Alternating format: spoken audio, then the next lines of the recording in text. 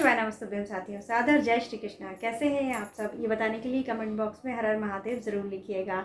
मैं हूं चित्रा झा और एक बार की वीडियो में भी हम आपके लिए लेकर आए हैं हमेशा की तरह गुरुदेव पंडित प्रदीप जी मिश्रा द्वारा बताए गए शिव महापुराण के 2 उपाय।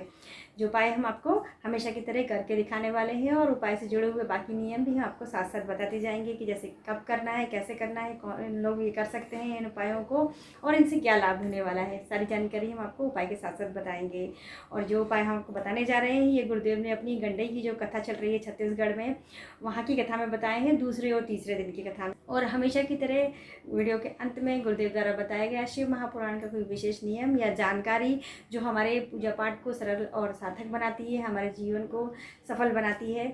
तो बस वीडियो को पूरा देखिएगा जिससे आपको वीडियो में दी गई जानकारी का लाभ मिल सके और साथ ही साथ उपाय भी आप ठीक से कर पाएँ। तो चलिए फिर वीडियो को शुरू कर लेते हैं और उपाय देख लेते हैं। पहला उपाय उन लोगों के लिए है जो कर्ज के बोझ से बहुत दबे हुए हैं। दिन पर दिन का कर्ज बढ़ता चला जा रहा है। इतना कर्ज बढ़ गया है कि आप कितना भी प्रयास कर ले रहे हैं लेकिन कर्ज उतरने का नाम ही नहीं ले रहा है। तो बस ये उपाय आपको आज से ही प्रारंभ कर देना है। अब आपको करना क्या है वो समझ लीजिए। आपको वटकेश्वर महादेव के नाम से जल चढ़ाना है और ये कार्य आप कभी भी शुरू कर सकते हैं। हमने बताया आपको, आप आज से ही शुरू कर लीजिए। जैसे ही आप ये वीडियो देखें वैसे ही शुरू कर लीजिएगा आप। तो आपको करना क्या है वो समझिए। वटकेश्वर महादेव के नाम से आपको वट वृक्ष के नीचे, मतलब जो बड़ का पेड़ होता है उसके नीचे जो शिवलिंग स्थापित हो, छोटे बड़े जैसे भी हों या जिस तरह से हमने आपको दिखाए हैं ऐसे शिवलिंग वहाँ रखे हुए हों, तो वहाँ पर आपको जल चढ़ाना प्रारंभ कर देना है। या किसी वट के वृक्ष के नीचे जो शिव जी का मंदिर होता है वहाँ शिवलिंग है तो आप वहाँ पर जाकर भी जल अर्पित कर सकते हैं। और कुछ नहीं करना है, आपको दिन में एक बार वटकेश्वर महादेव का नाम जपते हुए शिवलिंग पर आपको जल चढ़ाना है, मतलब वट के वृक्ष के नीचे जल चढ़ाना है। वहाँ शिवलिंग होने चाहिए, इस चीज़ का आपको विशेष ध्यान रखना है। तो जैसे आप जल चढ़ाना प्रारंभ कर देंगे, जैसे जैसे आप जल चढ़ाते जाएंगे वैसे वैसे आपका कर्ज उतरना प्रारंभ हो जाएगा। मन में विश्वास रख के इस कार्य को कीजिएगा। अब हम बढ़ते हैं अगले उपाय की तरफ। अगला उपाय उन लोगों के लिए जिनके ऊपर बहुत विषम परिस्थिति चल रही है। समझ लीजिए कि समस्या इतनी बढ़ गई है कि उसका कोई उपाय या समाधान नहीं मिल पा रहा है, बहुत ज़्यादा दिक्कत है, इतना मन विचलित है कि आपको कुछ समझ नहीं आ रहा है।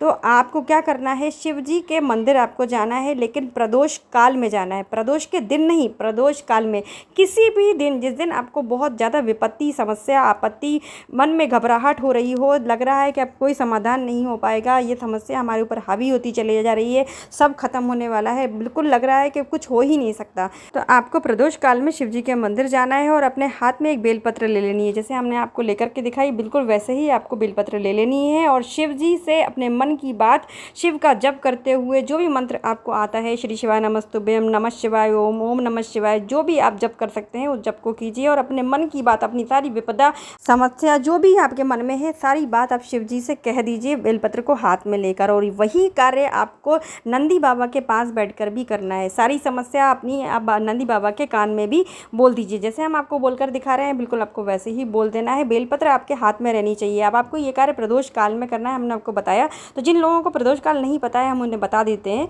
सूर्य अस्त से पहले और सूर्य अस्त के बाद का जो 45 मिनट का समय होता है, मतलब जो 1.5 घंटे का टाइम होता है, उससे प्रदोष काल कहा जाता है। और ये प्रतिदिन होता है। तो आप देख लीजिए सूर्यास्त कब हो रहा है, उस टाइम से 45 मिनट पहले और 45 मिनट बाद, इस समय के बीच में आप शिव जी के मंदिर जाइए और अपनी समस्या शिव जी से कह दीजिए। और कहने के बाद में नंदी बाबा से भी जब हमने कह दिया तो उस बेलपत्र को शिव जी के ऊपर चढ़ा देना है। ये कार्य आप जिस दिन करेंगे उसके गुरुदेव ने बोला है उसके दूसरे दिन जब प्रदोष काल आएगा, मतलब 24 घंटे के अंदर अंदर आपकी समस्या का समाधान महादेव अवश्य कर देंगे। महादेव पर विश्वास रख के इस कार्य को कीजिएगा। बहुत ही बढ़िया और बहुत ही आसान उपाय है, आपकी हर समस्या का समाधान ज़रूर हो जाएगा। तब हम बढ़ते हैं आज की विशेष जानकारी की तरफ। गुरुदेव का बताया हुआ शिव महापुराण का सबसे प्रचलित उपाय है बेलपत्र में शहद लगाकर चिपकाने वाला उपाय।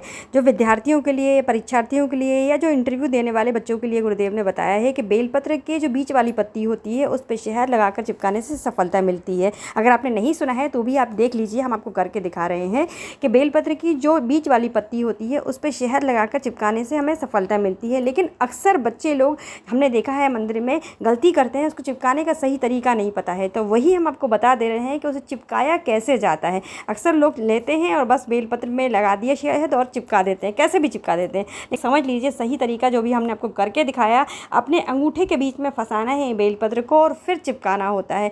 यही सही तरीका है। देख लीजिए आप कि किस तरीके से बेलपत्र चिपकाई जाती है। तो आशा करते हैं कि हम आपको अच्छे से समझा पा रहे हैं। अगर आपके भी घर में कोई परीक्षार्थी है जिसको बेलपत्र का ये जो उपाय आप जिससे करवा सकते हैं, तो बिल्कुल आप करवाइएगा। और बेलपत्र बिल्कुल ऐसे ही चिपकानी है जैसे हमने आपको चिपका करके दिखाई है। और इस जानकारी को आशा करते हैं आप सबके साथ में शेयर भी कीजिएगा, इससे सबको इस चीज़ का लाभ मिल सके।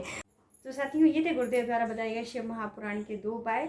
आशा करते हैं कि हम आपको अच्छे से बता पाए हैं। लेकिन फिर भी यदि उपाय से संबंधित कोई विशेष जानकारी या नियम आप जानना चाहते हैं तो आप हमें कमेंट बॉक्स में लिखकर भेजिएगा, हम उसका जवाब आपको ज़रूर देंगे। और इसके अलावा भी यदि आपकी कोई समस्या है, कोई दिक्कत है जिसका उपाय आप जानना चाहते हैं या उपाय आपको पता है उसको करने का नियम नहीं पता, तो भी आप हमें कमेंट बॉक्स में लिखकर भेजिएगा, हम आपको उपाय करके दिखाएंगे। तो आशा करते हैं कि वीडियो आपको अच्छी लगी होगी, पसंद आई होगी। तो प्लीज़ वीडियो को लाइक कीजिएगा और चैनल को सपोर्ट कीजिएगा, सब्सक्राइब कर लीजिएगा और बेल का आइकन को हिट कर लीजिएगा, जिससे हमारी आने वाली वीडियोस की नोटिफिकेशन आपको सबसे पहले मिल सके। और ज़्यादा से ज़्यादा लोगों को शेयर कीजिएगा ताकि इन उपायों का लाभ बाकी लोग भी उठा सके और ये पुण्य फल आपको भी मिल सके। तो चलिए फिर मिलते हैं गुरुदेव की अगली कथा के साथ, अगले उपाय के साथ। तब तक के लिए अपना और अपना ख्याल रखिए। सारा जय श्री कृष्णा, श्री शिवाय, नमस्ते।